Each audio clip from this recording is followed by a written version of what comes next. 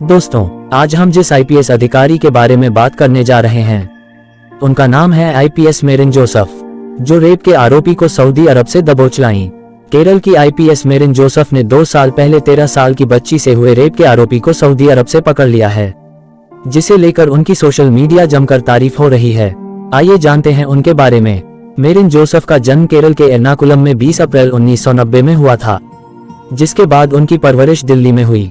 क्योंकि उनके माता पिता दिल्ली में शिफ्ट हो गए थे, वह बचपन से ही सिविल सर्विस ज्वाइन करना चाहती थीं, जिसके बाद 2012 में उन्होंने यूपीएससी परीक्षा दी और पहले ही प्रयास में 188वीं रैंक हासिल की। आज भी वह अपनी उपलब्धियों और व्यक्तित्व के लिए प्रसिद्ध हैं। उनके पिता कृषि मंत्रालय में प्रिंसिपल एडवाइजर हैं, वहीं उनकी मां इकोनॉमिक्स की टीचर हैं। उन्होंने convent of Jesus and Mary school, नई दिल्ली से अपनी स्कूलिंग की है, जिसके बाद दिल्ली यूनिवर्सिटी के सेंट स्टीफन्स कॉलेज से बीए ऑनर्स की डिग्री ली।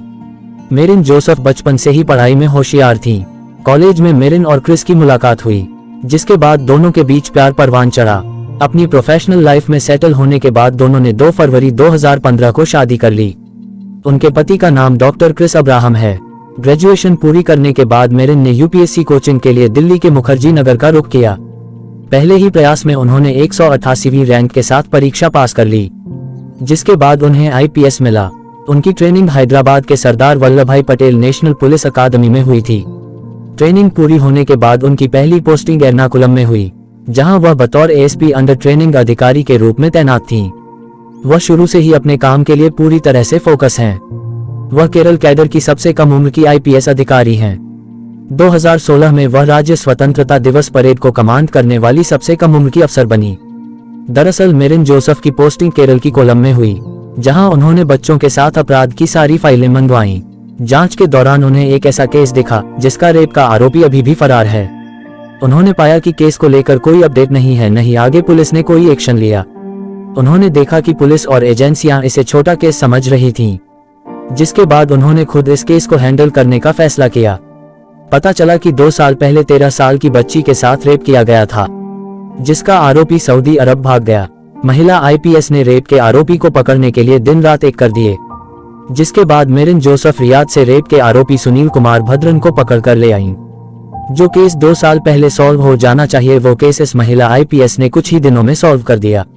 इसे लेकर उनकी खूब तारीफ हो रही है। तो दोस्तों, ये थी के जीवन की एक प्रेरणादायी कहानी। इनकी कर्तव्य परायणता और अपने लक्ष्य के प्रति सच्चे और ईमानदारी से लगने की वजह से आज उस बच्ची को इंसाफ मिल सका। दोस्तों, यूपीएससी परीक्षा के चौथे पेपर में एथिक्स का पेपर होता है, जिसमें इमोशनल इंटेलिजेंस नाम का एक टॉपिक है। उसमें सिंपैथी और एम्पैथी में अंतर बताया गया है। किसी के प्रति भावनात्मक लगाव रखना अलग बात है कि उसके साथ गलत हुआ, लेकिन एम्पैथी में भावनात्मक लगाव के साथ साथ उस व्यक्ति द्वारा उसके लिए या उसके समस्याओं को सुझाने के लिए प्रयास किया जाता है। इसका बेहतरीन उदाहरण मेरिन जोसेफ की यह कहानी है। ये कहा जा सकता है कि जिस तरह दिन और रात के एक जैसे नहीं होते, उसी तरह हमारे जीवन के सफर में भी कई उतार चढ़ाव आते हैं, परंतु सफल व्यक्ति वह होते हैं जो अपने लक्ष्य को पाने के लिए लगातार आगे बढ़ते रहते हैं। दोस्तों, सफलता के लिए आपको अपने लक्ष्य के पीछे भागते रहना होगा। अगर आप जीत के लिए खेलते हैं तो हार का डर नहीं रखना चाहिए। सफलता तभी आपके कदमों में आएगी जब आप अपने काम में एकाग्र होंगे। जिंदगी में बहुत से मोड़ आते हैं। आपके लिए सफलता आसान नहीं होगी, परंतु अगर आप इससे हार नहीं मानते हैं तो निश्चित रूप से आप सफल होंगे। अंत में मैं ये कहना चाहूंगा कि आप सफल हो सकते हैं। आपकी सफलता आपके उत्साह, मेहनत और विश्वास पर निर्भर करती है। अपनी सोच और कार्यों में सकारात्मक रहें और अपने लक्ष्य की ओर अग्रसर रहें। तो दोस्तों, आपको ये कहानी कैसी लगी कमेंट बॉक्स में जरूर बताएं, तथा ऐसे ही और अपडेट पाने के लिए चैनल को सब्सक्राइब करें और प्रमोट करें।